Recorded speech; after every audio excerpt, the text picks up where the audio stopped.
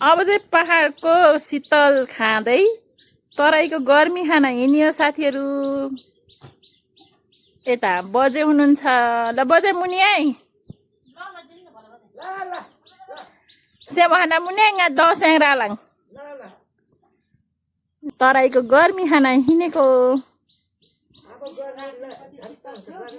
कति शीतल थियो यहाँ। यस्तो पानी पर्ने अनि यहाँ के खान पाइएको थियो।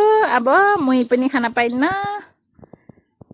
अब मकै पनि अब यहाँ धान चाउर फालिसकेछ। यो हाम्रो गाउँको सिद्ध थान हो साथीहरू। हाम्रो घरको ठ्याक्कै माथिपट्टि छ। गाउँको भ्यू चाहिँ यस्तो छ साथीहरू। यता चाहिँ हाम्रो बजेहरूको घर छ। यतातिर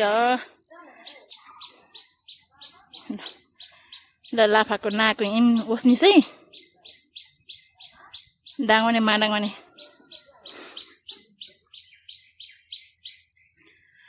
रमाइलो थियो साथीहरू। नभए पनि के गर्नु यहाँ एकदमै म धेरै सबैजनालाई सम्झिराखेको छु।